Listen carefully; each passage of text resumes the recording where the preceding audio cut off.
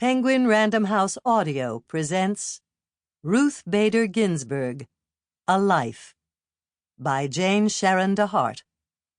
Read for you by Suzanne Toren.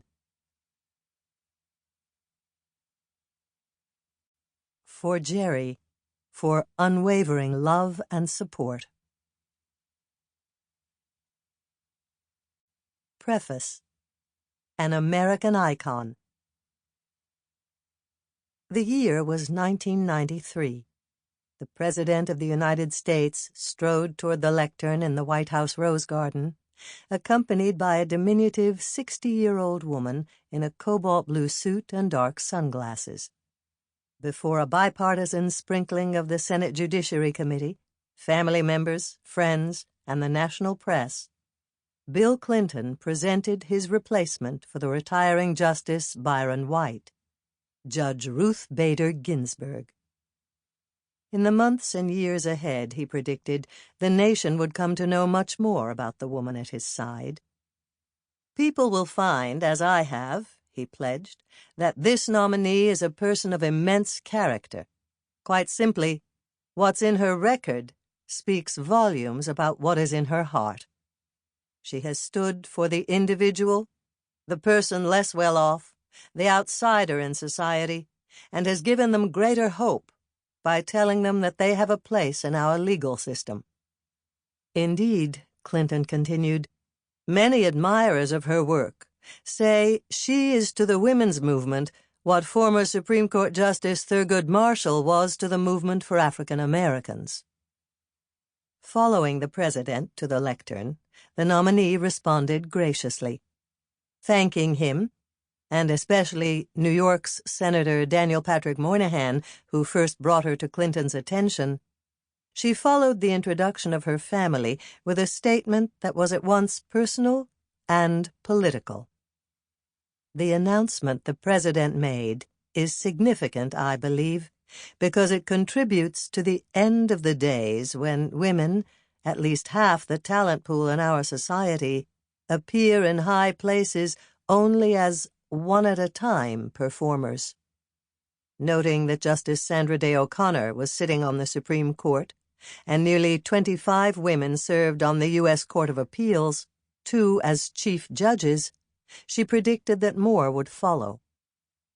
She then recalled her daughter's 1973 high school yearbook, where her firstborn, Jane, had listed under ambition her hope to see her mother nominated to the Supreme Court.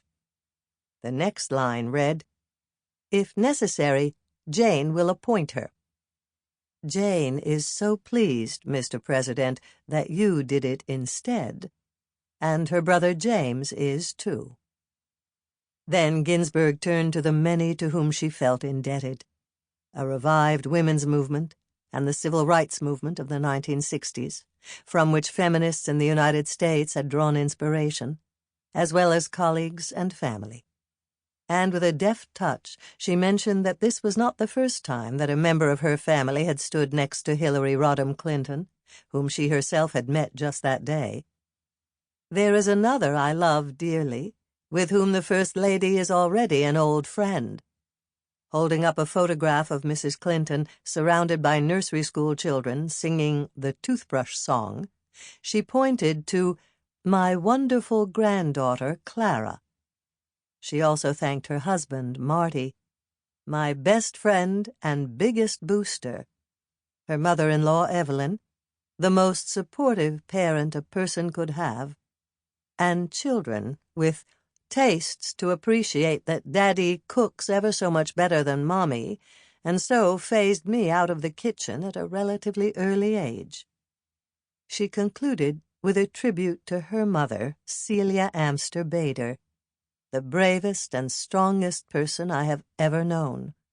I pray that I may be all that she would have been had she lived in an age when women could aspire and achieve, and daughters are as much cherished as sons." Those final words left the president fighting back tears. As I watched the ceremony on the evening news, it never occurred to me that 5 years later I might actually meet the justice, much less write about her. My work as a historian had taken a new turn when I began exploring the dual constitutional strategy that had been devised by feminist lawyers in the late 1960s to secure gender equality in the law. One prong of that strategy sought ratification of an Equal Rights Amendment, ERA, to the Constitution, prohibiting gender-based discrimination. The other called for litigation efforts to persuade the Supreme Court to strike down laws that discriminated on the basis of gender. Ginsburg, then a law professor at Rutgers and later at Columbia University, spearheaded the latter effort in the 1970s under the auspices of the Women's Rights Project of the American Civil Liberties Union, ACLU. Having lately completed a fine-grained analysis of efforts in a key southern state that twice came 2 votes short of ratifying the amendment, I had turned to another project. Midway into that exercise, I began research for a chapter in which I hoped to make use of Ginsburg's women's rights litigation as an example of judicial policymaking. Heading to the Celia Mudd Library at Princeton University, where the archives for the ACLU are deposited, I wanted to understand how, in less than a decade, a law professor known primarily for her expertise in civil procedure and comparative law, someone who prior to 1973 had never argued a case before the Supreme Court, became the nation's foremost litigator for gender equality. Being in the right place at the right time, Ginsburg's characteristically modest explanation tells part of the story, but it does not explain how she acquired the capacious vision of equality that she brought to her litigation, her strategic sensibility, or her passion for justice. I found just one case file containing correspondence between the ACLU's legal director, Melvin Wolfe, and Kiki Ginsburg, who had volunteered to write the brief for a test case known as Reed v. Reed.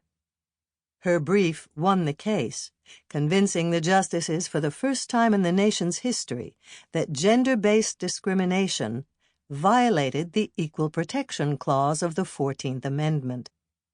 Eager to see files for her cases following Reed, I asked for the records of the Women's Rights Project. They were not at the Celia Mudd Library, I was told. They must still be in New York at the ACLU's national office. Regrettably, they were not. Indeed, nobody seemed to know where they were. When I finally appealed to Justice Ginsburg to help track down the records, she discovered that they had been lost in a move of the ACLU's headquarters. Offering to make her own files available, she had the material transported to the Manuscript Division of the Library of Congress the day before I arrived in Washington in October 1998. Hours of poring over letters, memos, drafts of briefs, and outlines for oral arguments left me enthralled. The issues Ginsburg addressed resonated personally and intellectually. The strategic sense, craft, and precision that went into her brief writing dazzled. And the relationship that emerged with one of her clients and his small son demonstrated a level of caring that was unmistakable. On my 3rd day, during my lunch break, I phoned Maeva Marcus, then the Supreme Court historian, to thank her for her role in transmitting my initial inquiry about the missing papers to Justice Ginsburg. She immediately invited me to a meeting of the Supreme Court Historical Society that was scheduled for that same evening. The distinguished historian John Hope Franklin would be speaking, and if the Ginsburgs attended, I could express my appreciation to the justice in person. Spotting the couple at the front of the auditorium as the lecture ended, I offered a quick thank you before backing off so her conversation with Justice Souter could continue. During the reception that followed, we had 2 further brief encounters, each initiated by the justice. as we talked about one particular case. Sample complete. Ready to continue?